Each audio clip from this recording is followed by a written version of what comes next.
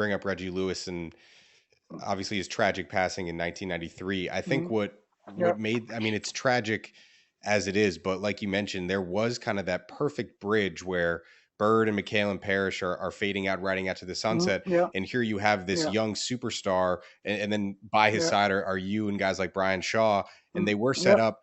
How good was Reggie Lewis? Was he, would he have been the 1A on a championship team? Oh, no question. Mm-hmm. I mean, he was a second best. He was a second best two guard in the league behind Mm-hmm. Jordan. I say that. I'll say that to anybody. You know, Reggie Miller was great. Mitch Richmond was great. Joe Dumars was kind of getting a Hmm. little older. Mm-hmm. Reggie Lewis, that guy. Nobody had the term two way players back then. Right. He was a two way player. Facts. He was one of the first guys I seen block Jordan's fadeaway. Not once, not twice, but three times. As a Laker Like, fan, I love Reggie Lewis, yeah, and I hated the quiet. Celtics. Yep. Oh gosh. Yep. Oh, quiet.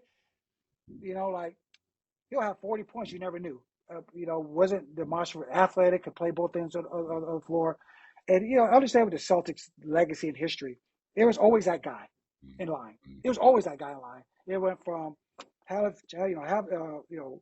Kuzi to Russell to Havlicek to Cowens to Bird, Mm-hmm. Bird to it was supposed to be Reggie, it was supposed to be Lenny, Bias, Mm-hmm. and then Reggie was the next guy in line. So when he passed away, the legacy chain got broken because I was always honest. I wasn't that guy. Hmm. I wasn't a 1A. Mm-hmm. I might have been a good 2, Mm-hmm. Hmm. maybe a 3. Mm-hmm. I knew I was in a 1A, but I got thrusted in a situation to be a 1A Mm-hmm. quick on top because you don't prepare for that. You don't. You can see the big three retiring, but you don't prepare for your one of your good friends and teammates and big brother passing away, and all of a sudden you're thrust in a situation where now you're 1A, Hmm. and it was tough. I'm not gonna lie, being 1A is nothing. Man. Hey, nothing, especially in Boston, Oh, especially with the history of 1As. Mm-hmm. The 1As in the history of the Celtics is a little different than a lot of teams. Fact. So it was tough. It was real tough.